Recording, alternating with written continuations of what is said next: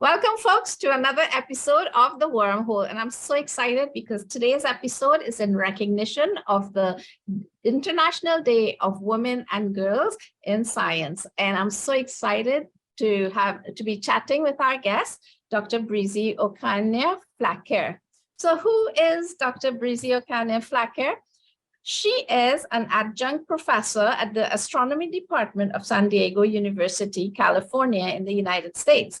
She's also the National Astronomy Education Educator for the International Astronomical Union in the Dominican Republic, her homeland. Her main area of research has been galaxy evolution, and she has also researched in the exciting world of exoplanets. Can't wait to talk to her. She does dedicate a significant amount of time to her passion, which is astronomy outreach, education, and inclusion. She has spent 4 years as a support astronomer for the IRAM 30-meter telescope, where she did her doctoral research. She went to Pune, India, for a postdoc at the National Center for Radio Astrophysics, NCRA, and then did another postdoc in the Centro de Astrofísica de Universidade de Porto in Portugal. I hope I got that right. She strongly believes that astronomy should be accessible to everyone with the curiosity and desire to learn about it. And it is for this reason she has joined forces with other astronomers based in or originally from the Caribbean. She and her team have created a group called the Caribbean Astronomy for Inclusion, or CAI, with the purpose of bringing a more inclusive astronomy component to outreach and educational experience for everyone. Folks, it's my honor and pleasure to chat with Dr. Breezy Ocana-Flaquer in special observance of the Women and Girls Day in Science for the year 2023. All right, welcome, Breezy. How are you? Hello, Shirin. Hi, how are you? Thank you for inviting me. It's so wonderful to have you here with us on the wormhole. So the wormhole allows us to connect through space and time. All right, so let's get started. I always like to start back in your childhood, what brings you to the point that you've arrived at. So tell me, Breezy, how old were you when you knew you wanted to be an astronomer? And were there like any specific milestones, experiences you remember that has brought you to this point? When I was a little girl, I cannot tell exactly what age, but very young, maybe I'll say around 8 years old, maybe. My parents had traveled and they brought back a book, just a book. And the book, it was about an astronaut. And I remember looking at this book and reading this book. I don't know, I just loved it. And I remember specifically a page in that book that had the astronaut. But then in the astronaut, you could see, I mean, it was drawings, right? But you could see in the back, like the black with the stars, right? You could see that image. And I cannot find that book. I've been looking for it and I don't even know the name of that book, but that image is in my brain. I was always curious to see what was behind that astronaut. So I guess that's when I started wanting to study space, or being curious about space, I guess. Oh, that's fantastic. You know, it reminds me of, believe it or not, almost at about the same age as you, but I remember the name of the book. There was a book I got in school called The Night Sky. It was a ladybird book. And I actually got a copy of it not too long ago, just for old time's sake. Yes. And you know, Breezy, it tells us the importance of the influences in our childhood, something as simple as a book, you know, Yes. that what it can affect one to go on to. So what we expose our children to. So as I said in your introduction, you've actually had quite a lot of experience in astronomy all over the world. So if you had to say which was one of your most exciting scientific projects that you've worked on, which would it be?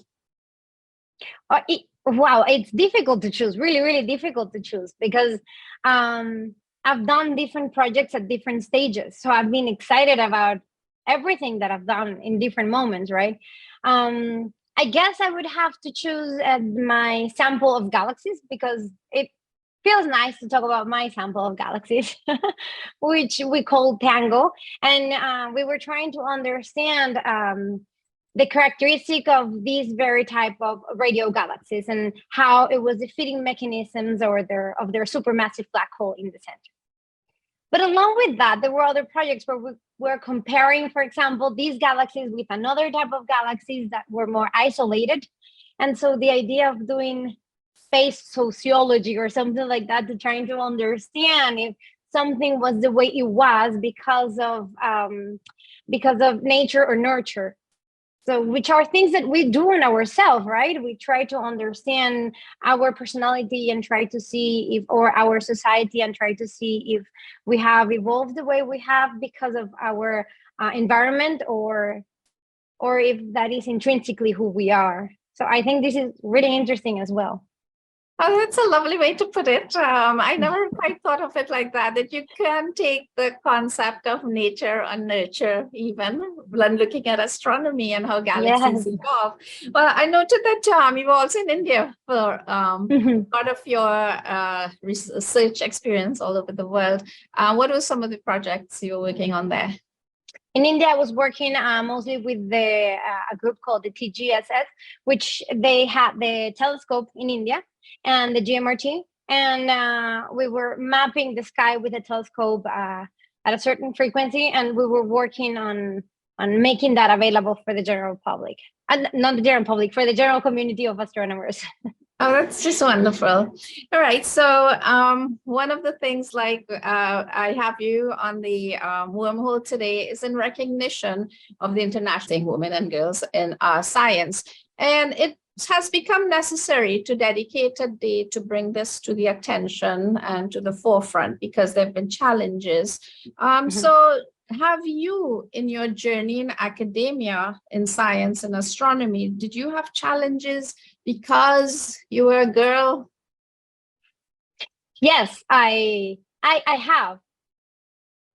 Even before I started studying, right? It was even myself, like I thought I was being a rebel because I wanted to do something that girls not usually do. And when also I have the extra adding that I was from the Caribbean, specifically Dominican Republic. Well, this doesn't exist. And the words I got from my friends, they were not trying to be mean. They were just being realistic. They're like, oh, we should grow up now. I mean, you have to, that is like being Hollywood, an actor in Hollywood, you know, like it's just one of the things you dream. I'm like, no, but I really want to. and so that, and being a woman, I got also comments like from family members, older family members, things like, oh, but that's okay. You can do that because that will impress somebody, and then you can get married. I'm like, yeah, no, I'm not doing it for that. I won't go to science just to impress a man. I mean, anyway, but these comments that I got, right? Those were comments that because I wanted to do it. So I went on. It wasn't an easy, for me personally, it wasn't an easy or a straight line way to get there. But I knew what I wanted to do. So I did everything I could to get there. And now that I look back, it's true that it wasn't many girls. It was always more guys at the beginning. In certain institutes, sometimes you would even find more girls doing research in astronomy. I think we're doing a great job about telling the girls who want to do science that they can do science. Of course they can. They just have to want to. And yeah, now that I look back, I know that there were certain things that I didn't see at the moment that maybe happened because I was a girl in the astronomy department in some places. But I think it's changing. I think we're all doing an effort to communicate with the next generation. And I am hopeful that it will become equal in the future. Well, your story is very inspiring, and that's why I was so delighted to feature you. Now, it's really interesting, some of the things you said, because it is society's expectations. And, you know, you made it, but there are many girls who having the negative demotivation around them and voices from family and society would actually change their path. And who knows what we would have lost, what they could have added and contributed. Yeah. Field. So I'm very glad you made it. All right. Thank you.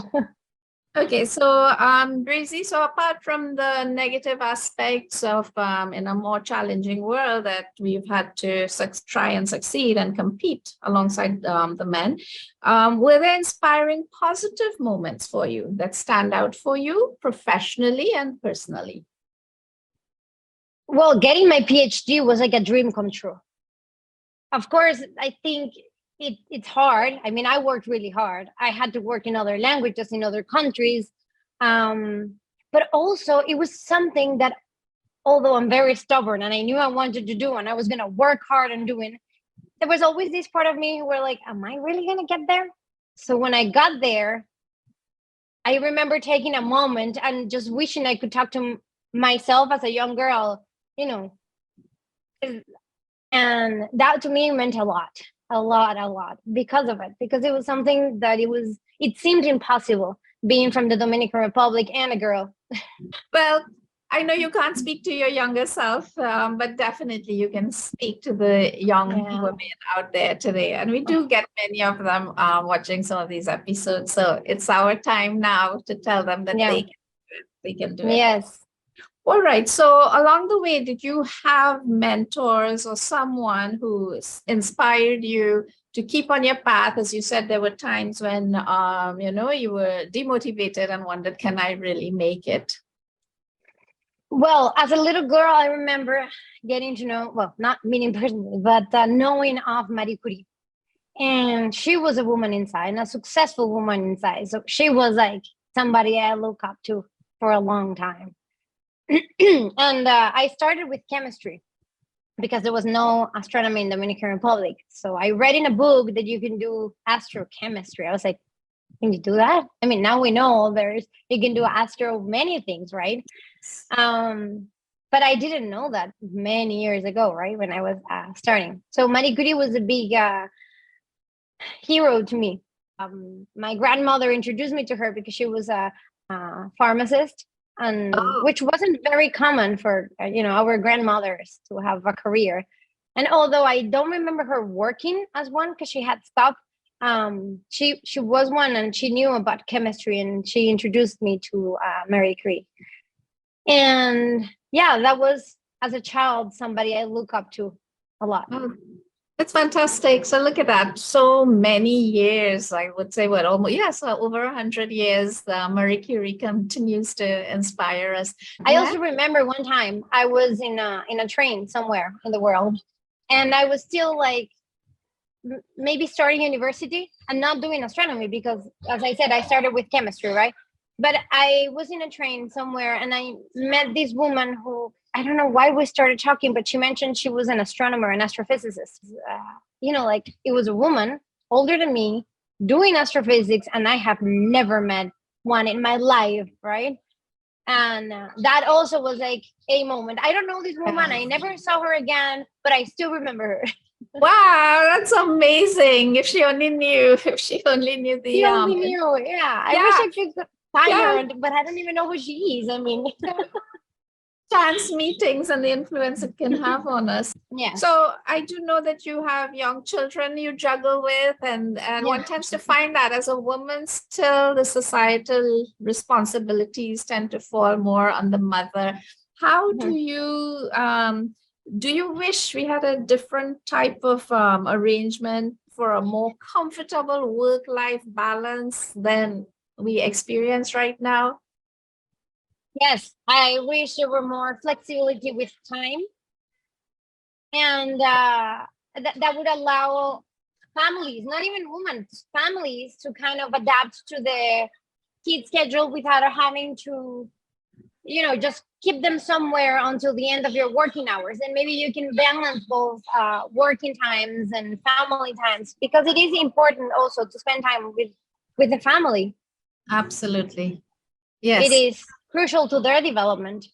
Yes, yes. I think that's why I use the word work-life balance because It's even not an easy one. yeah. All right. I This want is to talk true. to you now about something I know you're very passionate about that I mentioned briefly, and something which is what allowed me to meet with you as well. So I know you're one of the founders and president of the Caribbean Astronomy for Inclusion. So Breezy, tell us about this organization? While I am, of course, familiar with it, but for our audience, and why did you and your group form this? We wanted to come together. As you said, it's a group of us from the Caribbean or working in the Caribbean who wanted to make astronomy more accessible in the Caribbean. And when we mean accessible to the society or to different disabilities that, I mean, sometimes people can work in science, but then society put some kind of barrier there that won't allow them to develop in science. But one way I look at it, to be honest, and mostly being a radio astronomer, is that none of us have all the senses that we need to do the studies that we do, right? There's nothing in my own body that allows me to do radio astronomy without some kind of technical support, like a radio telescope. So we adapt, or we find ways to be able to pursue the science that we need to, or that we want to do. And in that way, I mean, anybody that wants to do science can do science, right? It's just a matter of refocusing or re-observing the way we approach science. Is a way of, we have to relearn how to access the science or how to access the instrument or the information that we have. But this has to change in the root of everything, even in the textbooks, in the education we give to the students in schools. And it's not make astronomy specifically to one type of disability, is to make it as inclusive as possible, right? Because people who may not have a disability may very well benefit from a different approach to, in our case, astronomy, right?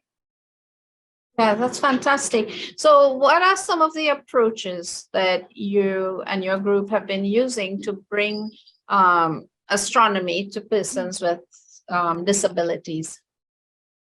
So at the moment, we have been collaborating with people that have actually designed other, what is the word I'm looking for? Instruments that allow to experience different astronomical events with more senses than you would expect or are used to. And for example, there is this group in Harvard who has developed something very interesting called a light sound. The idea of developing this originally was to be able to observe a solar eclipse. But in order to observe, because this was designed to hear the difference in intensity of light when the solar eclipse was happening and the amount of light that we were receiving was dimming, right? So there was a point where it seemed night.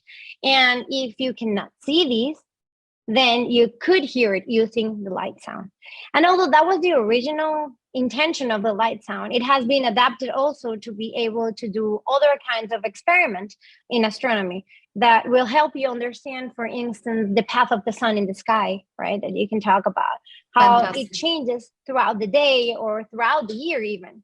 So you can use instruments like that to still understand concepts. There are also other instruments created by other astronomers in Arizona, where they're developing something called the CARDIS, which is so this is really interesting because it's a tactile way of learning mathematics as well.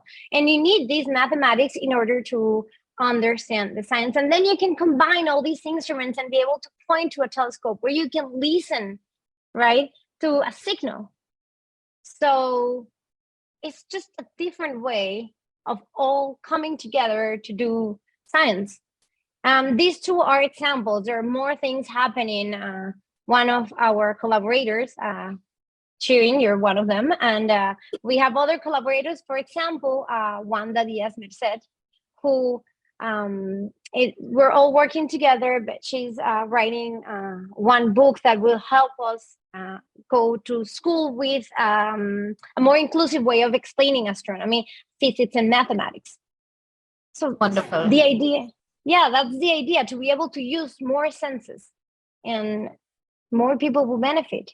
And also a community that is deaf, for example, like some of the information that are available online are not necessarily explained in a language that is accessible to everyone. So unifying all these as much as we can to reach a wider audience is very important. It's the same thing as girl, no? I mean, there might be wonderful astronomers out there who just simply haven't had the opportunity, the access to get the information they need to develop their science.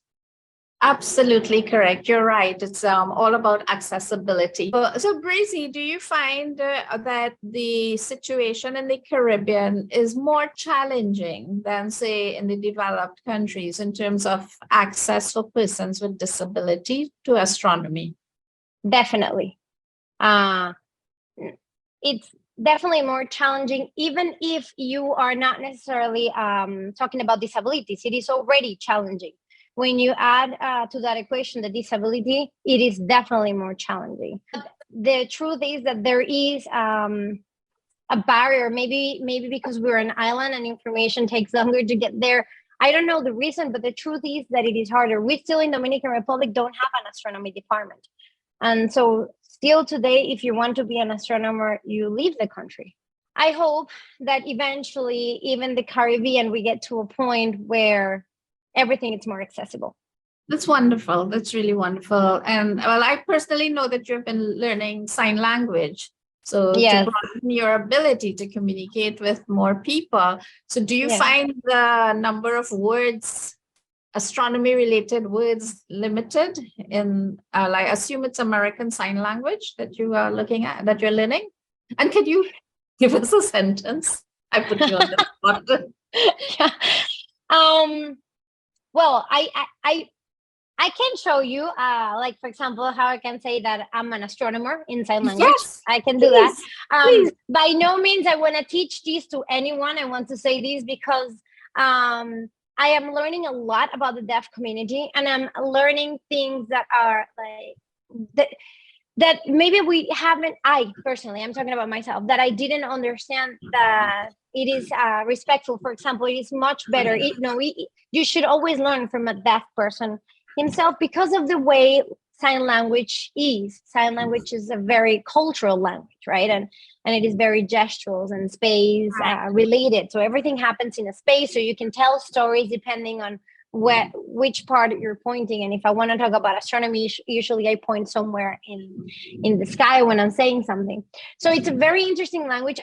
It's like a new door has opened to me for understanding a way of communicating different than using only words. That's so wonderful. I know I can teach, and I have no intention to teach, but I can tell you that I have to say a couple of times that I'm an astronomer in my classes. And so you go like this because you're pointing to the stars, and then you say person. Oh, so, okay. Astronomy person. Okay. I knew the stars, but I did not know how to say astronomer. So that's wonderful. Right. And we try to, whenever possible, which is not always possible, but whenever possible, when we do like a talk that happens on YouTube, to have an interpreter in ASL. And because I learned also that in Dominican Republic, although the deaf community, the Dominican deaf community is wanting to develop their own language, because again, this is very related to culture. Right now, the way of the deaf community to communicate, it's using the American Sign Language. Right. And so the benefits is that it's that it can reach a broader audience, right? Yeah, so there's a lot. Totally agree with you that there's so much that we have to teach ourselves to be able to understand, to be able to take astronomy to other communities. So what advice would you have for young people, say some young person with a disability who is interested in doing astronomy from the Caribbean? What would we tell them? Well, if they're based in the Caribbean, it would be great to find out if you have a local node of CAI, which is the Caribbean Astronomy for Inclusion. We have right now Puerto Rico, Trinidad and Tobago. I'm saying it in Spanish, sorry. Puerto Rico, Trinidad and Tobago, Dominican Republic, Haiti, Honduras. Yes. Okay, thanks. I was saying Honduras. Yes. But if you don't have a kind node in your country, just reach to any one of us.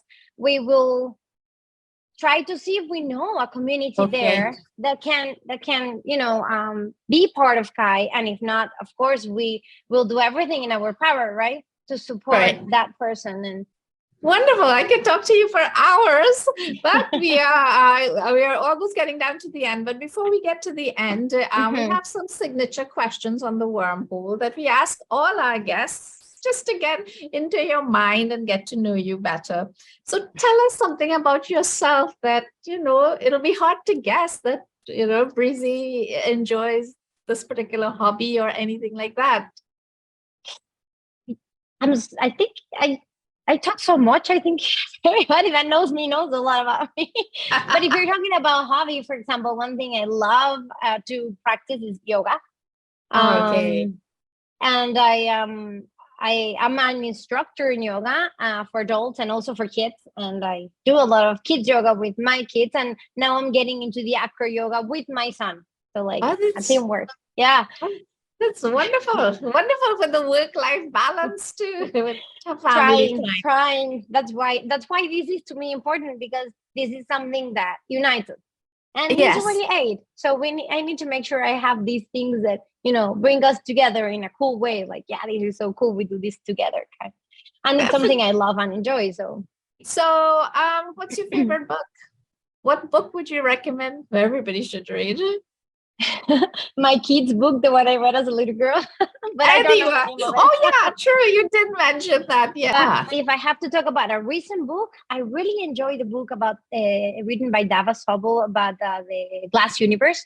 And she talks about these computer women, which are these women working in Harvard that were hired as computers, and how their work was actually so good. It was published, and it has led to discoveries we still use today. Like, basically, they opened the door to cosmology, right? Fantastic. And that we're talking about women in science, but also I learned so much about, how in museums you have curators, people who cure the art. So they have like these people working in the basement of Harvard trying to recover all their notes and all their diaries and all their, antique plaques. And I think this has I think this is amazing. So that is. That's a fantastic recommendation for anybody, especially on the observance of girls and women in science. Yes.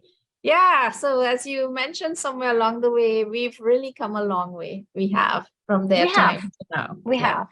All right. So we have a lot to thank to this woman. Yes, that's right. Those on whose shoulders we stand. Yes. True. Yes. So here's a fun one. If you could be any animal, what would you choose to be? I can't wait. I don't know why I can never give you just one answer. I have to. So, yeah. I'm not an expert in rock climbing at all, but I have done it. And I absolutely love the feeling, because I feel like an earth animal, because you're climbing up the mountain, right? You're going up like one of those goats that you're like, how are they not falling? So, and then you get to the top and you're by yourself and you can see the nature. And then you come down, and of course it's trust, but it's like flying, right? Because you're like flying to come down. And so there is like earth and sky, but I also love scuba diving. So I was like, which one would I choose? So I guess if I have to choose, I would go to the ocean, but as long as it's in the tropics, warm waters. Warm waters. Yes, so you're warm a girl in warm waters. Yes, I am. Look at the sun. I'm close to a window, because where I am, it's cold. So I get here so I can feel the heat from the sun and be warm, because otherwise I would be too cold right now. Yes, I'm getting all the reports of how cold it is right now in North America. Most beautiful sunshine in the Caribbean, and Trinidad and Tobago. All right, Breezy, just one last question before we close off. And this is, normally I would ask my guests, what is your message to the world? But I have modified it in observance of the day. So my question is, what is your message to the girls and women in science? Oh, in science, or wanting to become scientists? Wanting to become scientists. Okay. Then, first of all, just know what you want. Once you find that thing that you want to do, that is kind of like the thing that is going to give you all the energy, right? Because you know where you want to get there. Just try to do everything in your power to get there. Because if you do the best that you can, you know you're doing there's nothing more than you can do the best that you can to get there.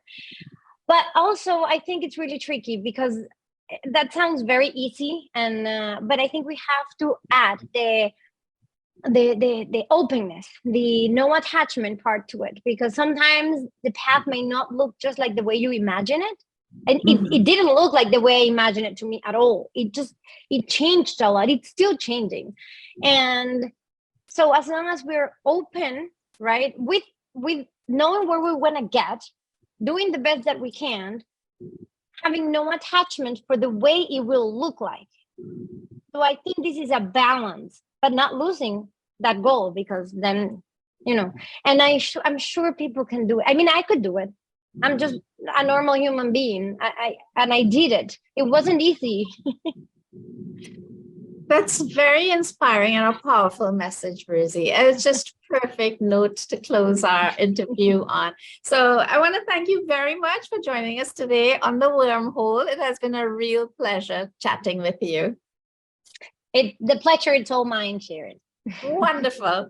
And folks, this brings us to the end of this episode. So I'm your host, Sharon Hack, signing off from none other than Studio 42, where we seek to find the answers to life, the universe, and everything.